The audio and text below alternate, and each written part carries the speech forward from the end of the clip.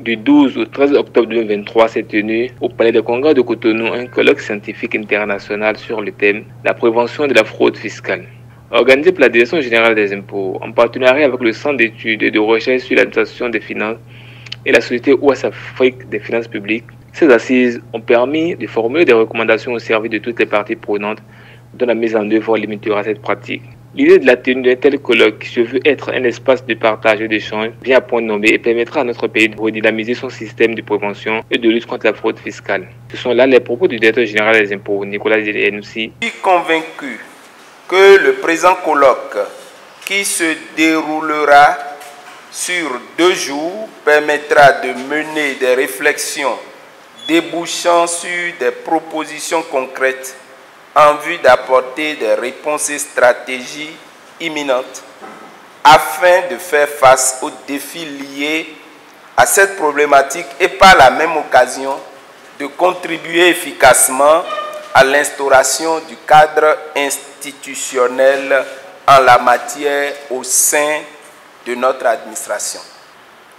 De l'économie informelle aux souterraines, au prix de transfert, en passant par les flux financiers illicites, la fraude fiscale affecte le consentement à l'impôt, induit des manques à gagner et compromet la répartition de la charge fiscale. Par ailleurs, il ne fait que s'accentuer avec le développement des outils de la digitalisation et le e-commerce qui rendent possible la réalisation d'opérations et de revenus qui, bien que tassables localement, sont réalisées par des entreprises non territorialement implantées en Afrique. Mesdames et messieurs, Georges Pompidou a dit, je cite, « La fraude est à l'impôt ce que l'ombre est à l'homme ». Fin de citation. L'idée de la tenue d'un tel colloque qui se veut être un espace de partage et d'échange vient alors à point nommé et permettra à notre pays de dynamiser son système de prévention et de lutte contre la fraude fiscale.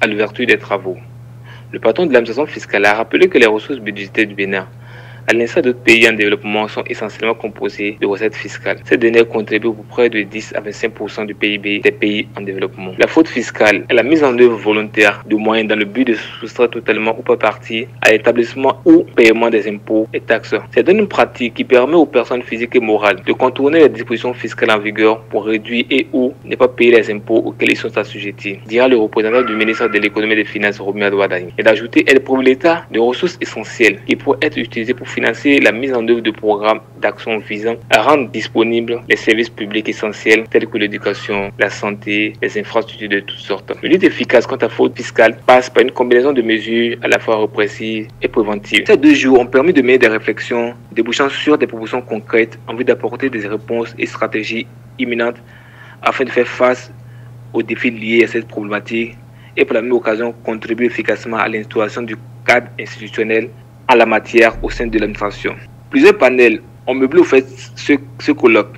Il s'agit entre autres de la prévention normative de la fraude fiscale, la prévention managériale et la prévention technologique.